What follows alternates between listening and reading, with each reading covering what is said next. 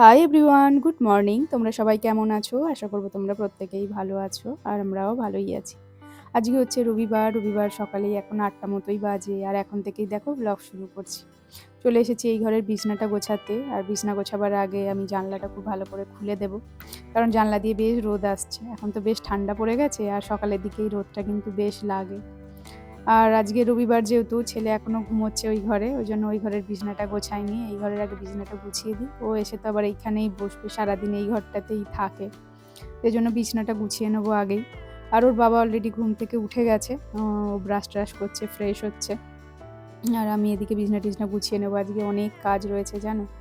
এরকম রবিবার সচরাচর খুব একটা পাই না, ছেলেরও ছুটি, হাজব্যান্ডেরও ছুটি, কিন্তু এই সপ্তাহটায় পেয়েছি। বেশ ভালোই লাগছে, সবাই বাড়িতে আছি, আর মানে ছুটিটা বেশ ফিল হচ্ছে। অন্যান্য সপ্তাহে কী হয়, ছেলের রবিবার ছুটি থাকে কিন্তু হাজব্যান্ডের অফিস থাকে, আর হাজব্যান্ডের যেদিন উইকলি অফ থাকে সেদিন ছেলের স্কুল থাকে। অতএব ছুটিটা ওইভাবে বোঝা যায় না, কিন্তু আজকে ছুটিটা বেশ ভালো বুঝতে পারছি, বেশ ভালো লাগছে। যাই হোক, ছুটি হলে তো আর সব কিছু থেমে থাকবে না, প্রচুর কাজ রয়েছে। সবার প্রথমে বাজার যাব, বাজারে গিয়ে সবজিপাতি সব নিয়ে আসবো, কারণ ফ্রিজে কিছুই সবজিপাতি নেই। আর যেহেতু মাসের প্রথম দিক, তো অনেক কেনাকাটি থাকে, গ্রসারি আরও নানান ধরনের জিনিস কেনাকাটির থাকে, যেগুলো কিনতেও হবে।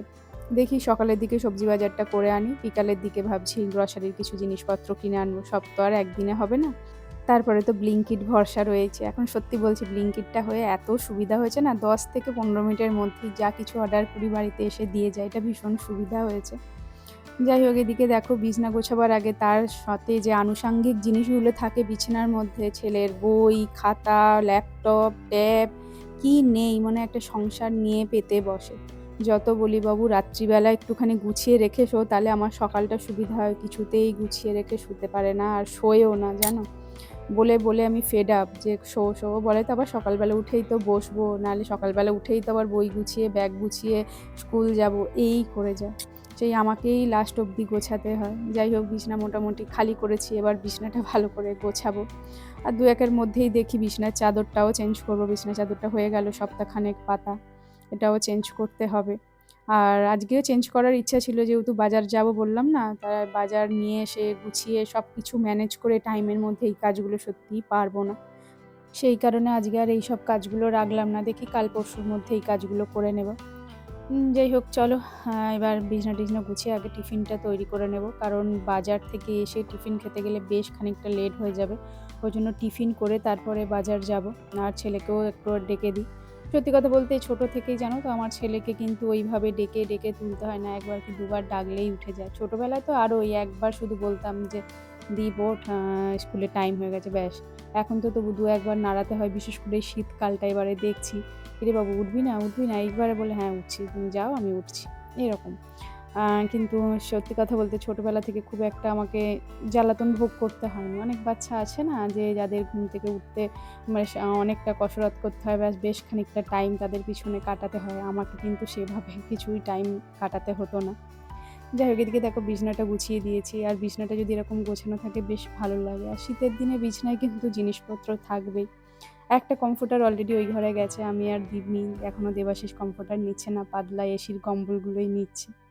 যাই হোক, এদিকে দেখো আজকের ব্রেকফাস্টে হয়েছে রুটি আর আলুর তরকারি। আর সত্যি কথা বলতে রুটি না আমার কাঁচা পেঁয়াজ দিয়ে খেতে ভীষণ ভালো লাগে।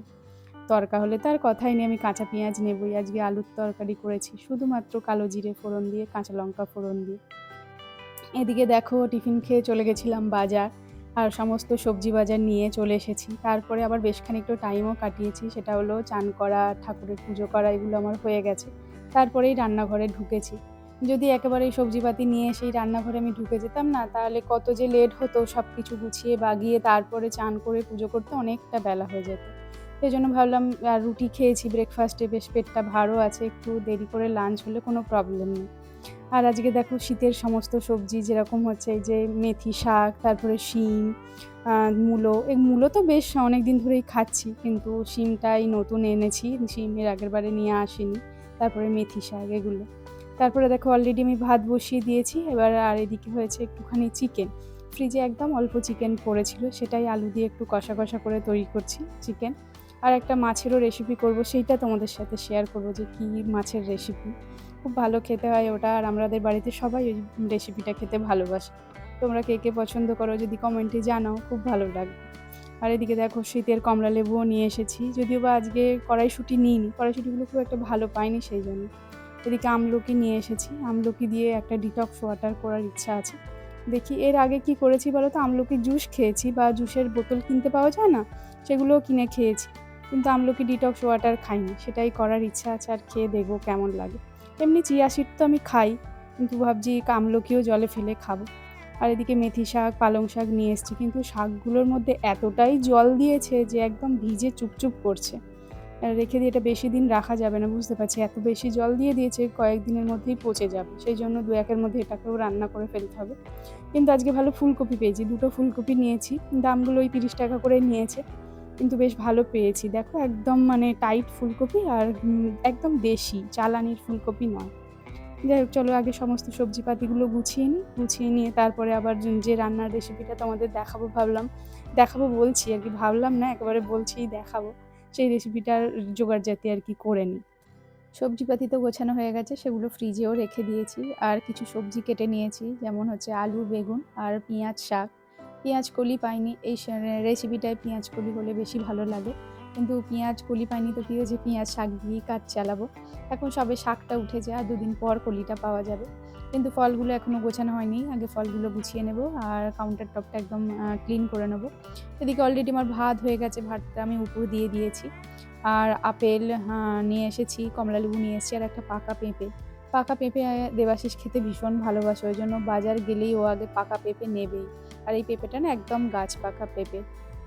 আর নিয়ে এসেছি কয়েকটা পেয়ারা, আর নিয়ে এসেছি পানি ফল। তোমরা যদি এই যে এত ফল দেখছো এখানে, এই ফলগুলোর মধ্যে সবচেয়ে আমাকে পছন্দের ফল বলো কোনটা তোমার, আমি বলবো পানি ফল। পানি ফল খেতে আমি এতটাই বেশি ভালোবাসি।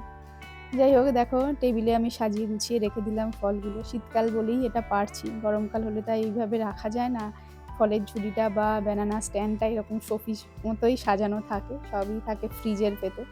যেহেতু শীতকাল নষ্ট হওয়ার ভয় নেই, ওই জন্যই একটুখানি টেবিলে সাজিয়ে গুছিয়ে রাখলাম। এদিকে দেখো যে মাছের রান্নাটা তোমাদের সাথে শেয়ার করবো বললাম, সেটা বসিয়ে দিচ্ছি। আর করবো হচ্ছে মোরলা মাছ দিয়ে আলু, বেগুন, আর ওদিকে পেঁয়াজ শাক, পেঁয়াজ কলি নয়, পেঁয়াজ শাক সব দিয়ে একটা তরকারি করবো। বিশ্বাস করো এত ভালো খেতে লাগে না, কি বলবো। এটা সর্ষে পোস্ত দিয়েও করা যায়, কিন্তু আজকে আমি সর্ষে পোস্ত দিয়ে করব না।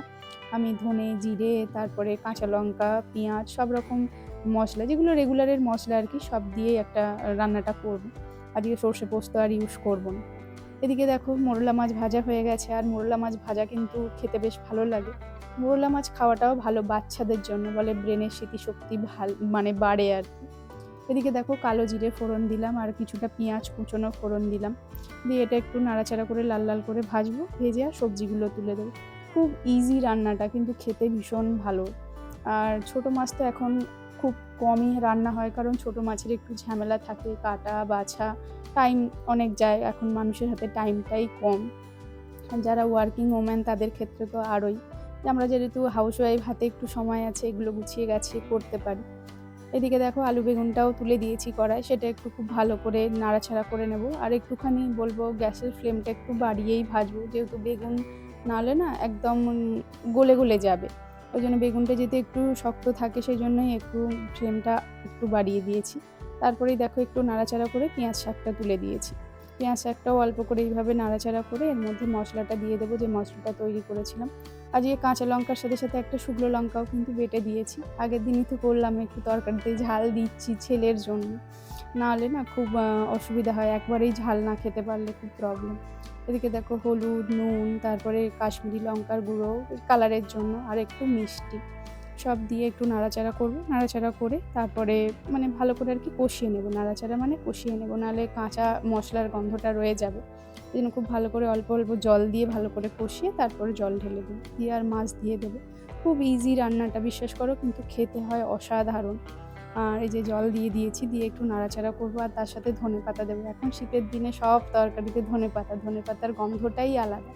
এখন 12 মাস ধনেপাতা পাওয়া যায়, কিন্তু সেই ধনেপাতার টেস্ট বা গন্ধ থেকে শীতকালে ধনেপাতার টেস্ট গন্ধ কিন্তু একদম সম্পূর্ণ আলাদা, অনেক বেশি সুন্দর। গরমের দিনে সত্যি ধনেপাতা আমার নিয়েও আসি না, আর খুব একটা আমার ভালোও লাগে না।